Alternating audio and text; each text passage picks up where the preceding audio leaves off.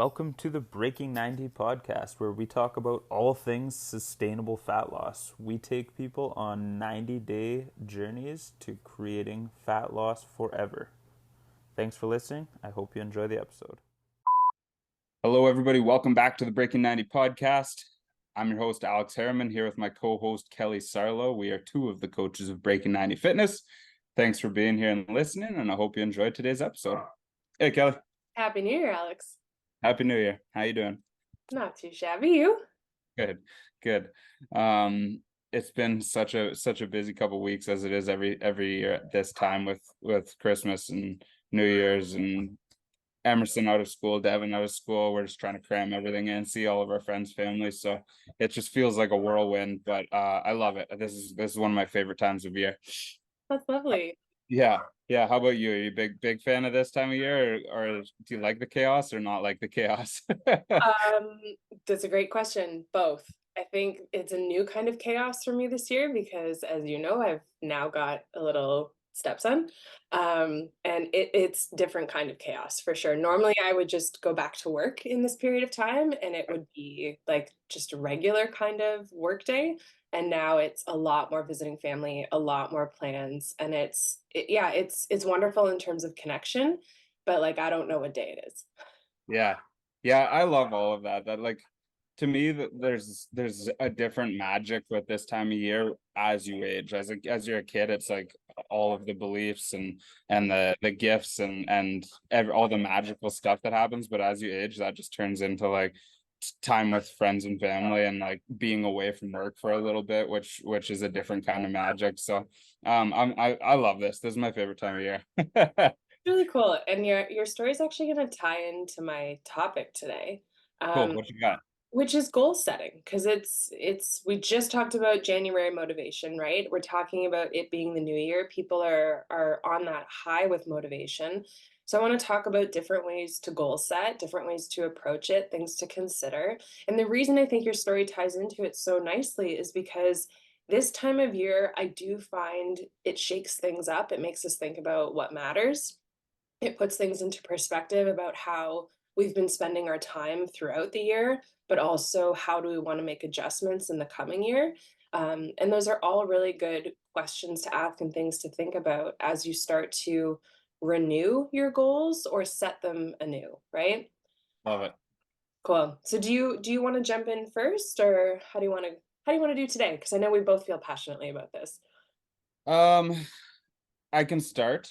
Um, yeah, I don't want to steal your thunder though. Is there a direction you're hoping to take this? Because I know we have a bunch of different ways we like to take goal setting. My original idea was to kind of really help people with the how part of things, because I Yeah. think a lot of people look at the term goal setting and think like, well, yeah, I know what kinds of things I want to accomplish. I know what kinds of things I want to do. But they don't necessarily know how to implement it realistically or in terms of like a tangible action. So answering the big how would be my intent. Okay, cool. Do you like the SMART acronym or not like the SMART acronym? I know there's a lot of mixed feelings on that. I do. I think it's a good filter for people to start with. Yeah. I think there's a lot left to consider, Yeah. but it is definitely a great directional tool for goals. Okay, so we've done a podcast in the past where we've gone deep on the SMART acronym, so we don't have to go as deep today. If somebody wants that, we can certainly link you guys to it. But I think it's worth touching on first of all, because I think a lot of people just suck at setting goals in the first place. So it's just like it helps you put yourself in the right mindset and frame to actually set a proper goal. So there's a couple different people use different words for these different acronyms, but I don't think it really matters because they all come to the same conclusion. So going through from the top, the S in SMART is for specific. Having a specific goal is important, not just having a loose goal that is out there but not doesn't have um doesn't have specificity to tie it down, right? Yeah. Like it sounds silly when I say that, but it's true, because it's like lose weight. Like it's not specific enough. We have to get deeper than that. Yeah, and a great example I was just thinking of, and I like yours as well, is I could say run more this year, Mm, right? mm. And it's like, okay, run is the action.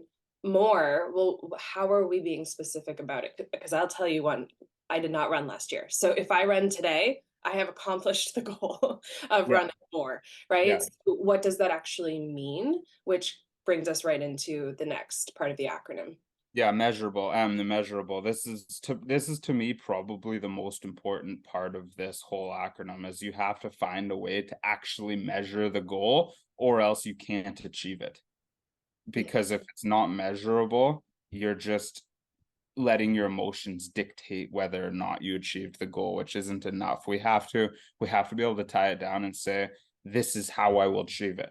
I always prefer you guys, the listeners, to set consistency based goals. So I will do this action 80% of 2024. I'll do this action 80% of January.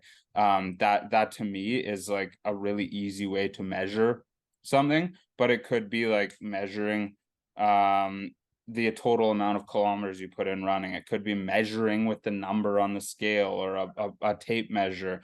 But we have to have a way to say yes or no, I did actually hit my goal. Yeah. So if we break down an example of like specific and measurable, I could say I run 3 to 4 times a week. And the measurable part might be the days, but it also could be in terms of the minutes or the hours or the kilometers that I'm putting in, right? So Oh, people can look at it in different ways. yep. Good with the M? Yep. Yeah. Some people say attainable, some people say achievable. Doesn't really matter to me. Do you have a preference? Nope. I like both. Basically saying, is it realistic for you?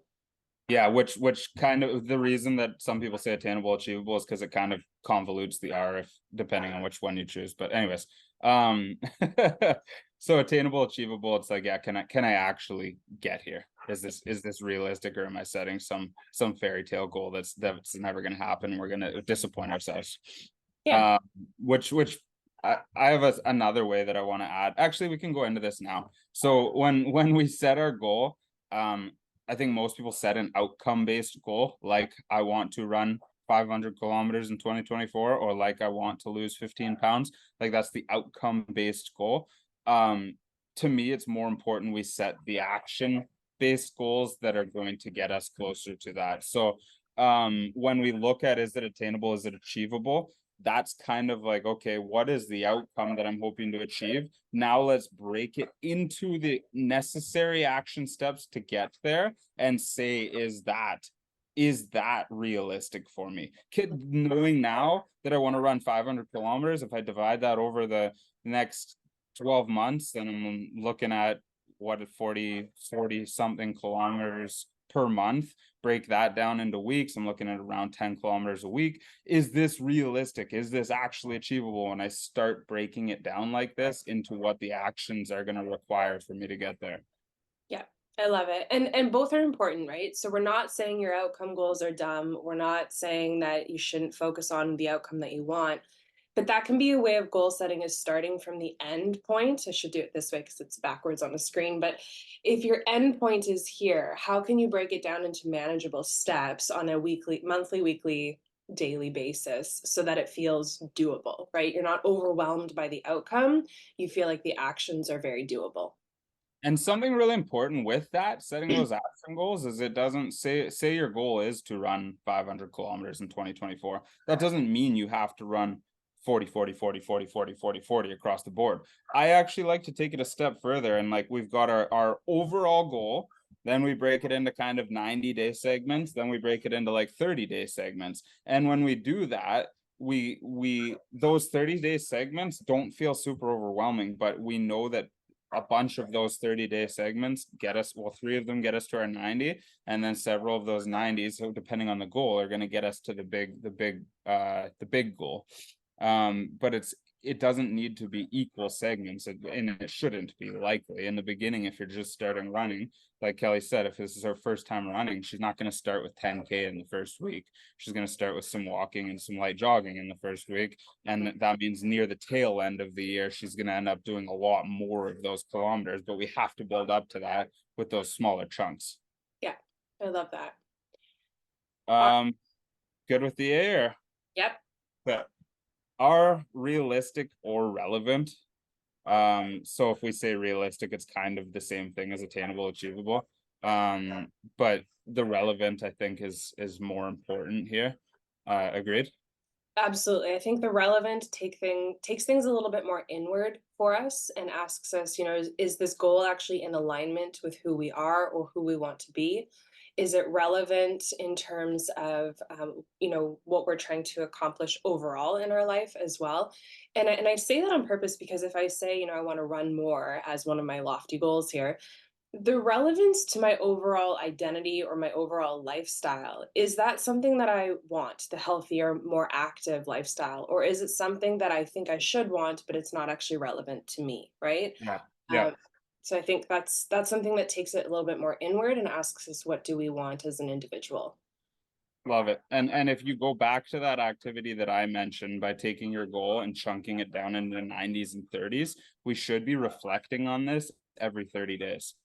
And so you may throughout, I would always encourage you to push to the end of a 30-day block. Don't mid 30-day block be like, I don't care about this goal anymore, because our brain, our demons are going to creep in and try to talk us out of these things that don't feel comfortable. And getting up early to go running and getting up early to go to the gym, like that's pushing us outside our comfort zone. We don't want to do that. So we don't want to walk away until we've had adequate time to reflect. So at the end of 30 days, it's okay to reflect on that and maybe shift direction a little bit, but we never want to become a hopper, a goal hopper, a program hopper. We're never going to make it to a goal. So that's why I do 30s and 90s. Like, set a 90-day goal that's relevant and important to you and realistic. Chunk it down into 30s and reflect every 30 days. See if you have to change path slightly, but don't be changing those goals every 30, 40, 50 days, or you're never, ever going to accomplish a goal. You might get to the 90 and realize you don't want to keep pushing on that goal the entire year, but at least you gave it 90 days of an honest attempt to be like, no, this actually isn't nearly as important to me as I thought it was going to be. Yeah. And I want to throw in too with relevance, like, is it important for me to achieve this right now? Right. So last year we did the Blue Mountain Spartan race, and it's like, okay, do I need to start doing this specific goal or actionable goal in January? It might not be really important for me to start that early. So I might push that goal to, let's say, May or June, right? So is it important for me to accomplish this right now? Is it standing in the way of something else that is more relevant at this time that maybe can get me built up to that next goal, right? So again, breaking things down into manageable pieces. Yeah, and especially if like you find, well, I'm sure we're going to talk about digging into the why after this, but especially if you find that the why kind of changes, or the significance of it, like that's going to change the whole outcome. If your goal is to lose weight and the why is for a vacation, and the vacation gets canceled, like obviously that's going to change everything for you, right? Mhm. All right, last one. Timely, is that what you have for T? Yep. Okay, timely. Don't set a 20-year goal and every day focus on a 20-year goal. And we kind of talked about that with breaking it down into manageable chunks. It's great to have long-term goals, but long-term goals aren't going to keep you driven. You have to have something within your sight line to get to.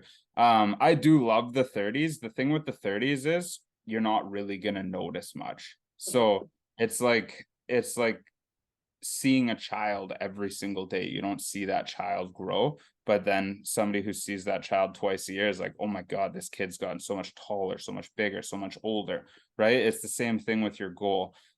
You're not going to see a lot of progress in 30 days, but you start chunking those 30 days together, you're gonna obviously you're gonna get much closer to the goal. But we have to chunk it down like that. Cool. So SMART goals. This is a way to kind of sit down and really articulate what the goal actually is. What I will encourage people to do is to consider at least three different sections of your life. I think this is comprehensive. So I ask people about their personal goals, meaning, just in terms of what they want to learn, where they want to grow, what they want to do, maybe family oriented things or personal interests and hobbies. Those are personal goals. Then we've got career goals. Where do you want to take the direction of your career in terms of your growth? Your learning, and your, let's say, title, salary, whatever you want to look at in terms of that section.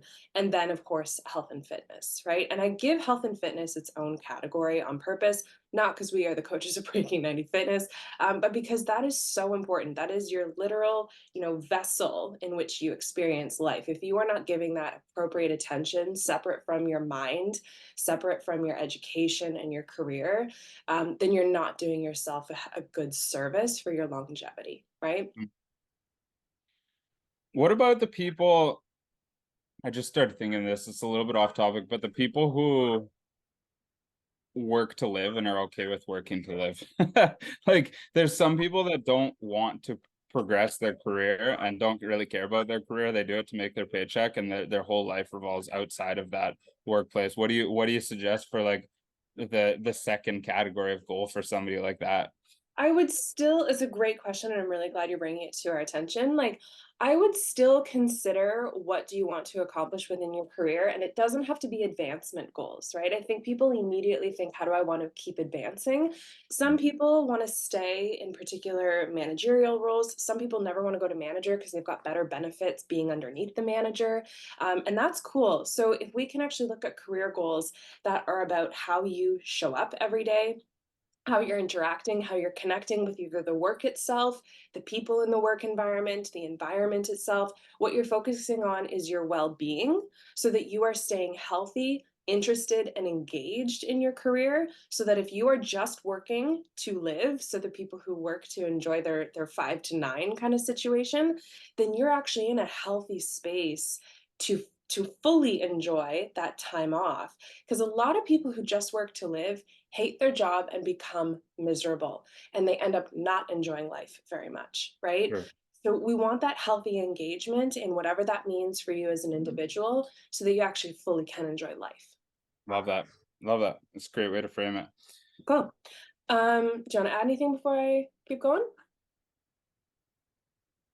Um, no, I mean, I think I fully agree with everything you're saying. I think we should push ourselves in all areas of our life. And if you're just happy with your health and fitness or your personal, my challenge for you is step outside your comfort zone, because we're capable of so much more than we let ourselves do and let ourselves be. And don't want to ever look back and be like, oh man, I kind of coasted. I know I could have done more, right? So push yourselves outside your comfort zone, try new things, and challenge yourself to keep learning and expanding. I like that. And remember too that maintenance can be a goal, right? That's a beautiful goal to have, especially when it comes to health and fitness. If you're at your peak health and fitness, maybe it is trying something new, like you mentioned, and rehabilitation are beautiful, strong goals to have as well. I think some people, when they've been knocked down and they're starting from, not their ideal place or not their norm, that can be really discouraging. But rehabilitating yourself in any one of these categories are noble goals as well and necessary. Yeah, I like to kind of counter that. I think maintenance is kind of bullshit. Okay. So, and I'll you'll see where I'm coming from when I say this, but I feel like we're always progressing or regressing, and there's very little opportunity for to truly maintain. Now, I think there's so many different areas within health and fitness or personal development where we can maintain in one category, progress in another category, and we're going to be regressing in another category. You're always going to be progressing and regressing in different areas. And I think certain times maintenance is actually progress and maintenance is actually regress. Yep. So like you normally really fuck up during your holiday seasons, but this year you maintain, that's progress. If Yeah. you normally kick ass in March and this year you maintain, that's regress. Like I don't want you guys to be happy with staying the same, because there's always, if you're like, yeah, I'm chronically sore, then you need to progress in your rehab and your mobility and your recovery. You don't need to progress in getting stronger and lifting heavier weights. That's going to drive your pain and your rehab through the floor. But there's always areas we should be pushing ourselves to keep progressing. It just looks different from person to person. Yeah, I love that you articulated that because I think that's where my head goes when I'm talking about maintenance. Because I go to the goal of consistency is incredible, but you're right, that is progress for a lot of people.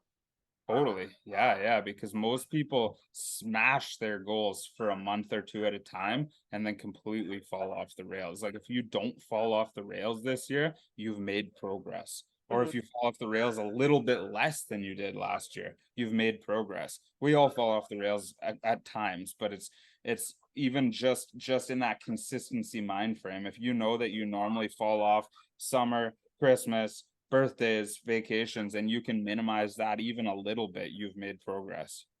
Yeah, love that. So, just a couple things I want to add here. When we go back to the SMART goals, the specific and the measurable parts of how you guys are breaking this down and articulating your goals is exactly where you should be taking out your agendas or your calendars and scheduling it right in. Because this is the part where people really miss the mark, right? Is they get happy brainstorming in a brand new notebook, they write things down, it looks pretty. Maybe you made your vision board, that's a whole other discussion.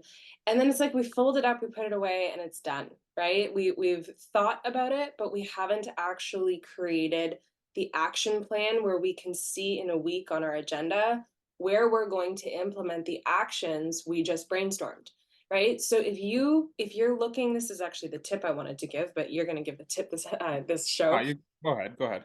If you are looking at your agenda and you cannot see where the actions are towards your goals, then you've created something too lofty or you've abandoned, right?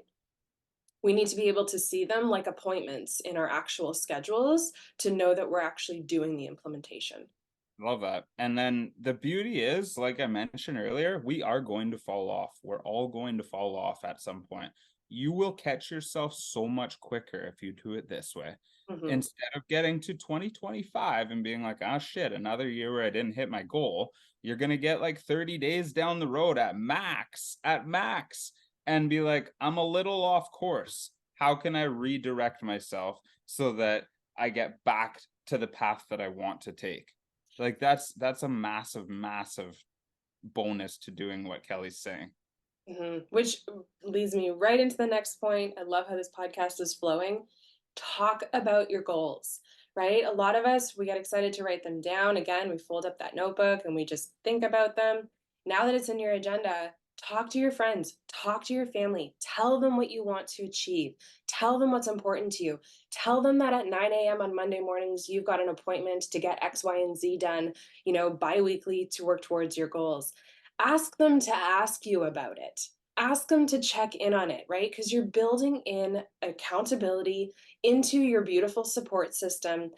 It's going to be expected to be a part of your conversations when you're interacting with them. That's going to hold you accountable. The next time you see your friends, the next time you see your family, they're going to say, hey, how is that thing going? And that's going to make you want to get it done, right? I think, Find your find your accountability, guys. yeah. Like you thinking that you are enough accountability is not going to work. It's going to work until your motivation dips, and your motivation is going to dip. Yeah, and I think one of the things that we don't really necessarily consider with accountability when we think we should be enough is that it's not really fun just achieving things on your own. We are social beings. So when you set out to do something that's challenging you, you go through all these steps to get it done, and you're now at the point where you can cross it off your list and you feel that feeling of pride. And no one is around you to high five you, celebrate you, tell you that like they're proud of you. Like it's lonely, and the celebration feels a lot less fun, a lot less worth it, and so we start to peel off from our own goals or our own actions because we've created an isolated experience, right? So Mhm. the more that you can enroll people and engage people in that, the more fun it's going to be, the more momentum you're going to create for yourself, and they will create for you. Totally. Agreed. Agreed. And some people like to take it to the point of like announcing it on social media. Some people want to announce it in their friend group. Like, we're not telling you you have to do one or the other, but you need to have people in your corner. We can't achieve these big. You might achieve your 30-day goal alone. You're not achieving your 2024 goal alone. Yeah, that's a great way to put it. Awesome. Love it. I think the last thing I will say, and it's kind of the punchiest here, is consider the meaningfulness of your goals as well, right? So it comes back to that relevance that we talked about in the SMART acronym. We all have an aspirational version of ourselves, of who we want to be, who we'd like to be, who we think we are. So if you are basing goals on external input of who you think you should be, what the world is telling you to be, those goals are not going to be something that you feel inclined to work towards as much. Some will, but it won't last, forever. So we've really got to make sure that the goals that we are setting out for ourselves is in fact who we want to be inside and out, right? That's what alignment means. Because that's the only way that we're going to stay focused on the direction that we want to go in. Yeah. Yeah, that's a great reminder. It's got to be. One of the goals I set for myself every year is to pet more cats and dogs than I did the year before. And it's great because it's career development, personal development, and health and fitness development. Sometimes you gotta chase those little bastards. Oh, that was so excellent. Thank you for sharing that. You're welcome. In all honesty, though, it's hilarious because I have to pet every cat and dog that I come across. And my wife, Devin, she's always like, you can't just pet people's dogs. You have to ask them for permission. And I'm like, I could tell that dog was friendly. He wanted to be pet. Oh, you're a great person. Cool. Is that our tip? Is like Yeah, how no. approach I cats and think dogs? we've gone deep enough. I'm not gonna add anything else to this episode. Awesome. Okay. Well, this was a fun way to start the year. So thank you for doing this. Yeah, I hope you guys found that helpful. And like I said, we have covered similar topics in the past. So if you want to go deeper into this, reach out to either myself or Kelly, and we can redirect you to another podcast where we've talked about similar things that might help you dig deeper. But we hope you guys give this some serious thought coming into 2024, because this is what makes your goals achievable. This is what stops you from having that New Year's resolution that you fall off track with 30 days from now. We really want you to make 2024 your greatest year yet, and if you need help with that, reach out to us or reach out to somebody else. It doesn't matter, but use help. That help is going to get you there. That's why there's things like coaching programs. So I hope you guys benefited from this. I hope you enjoyed listening, and we appreciate you being there.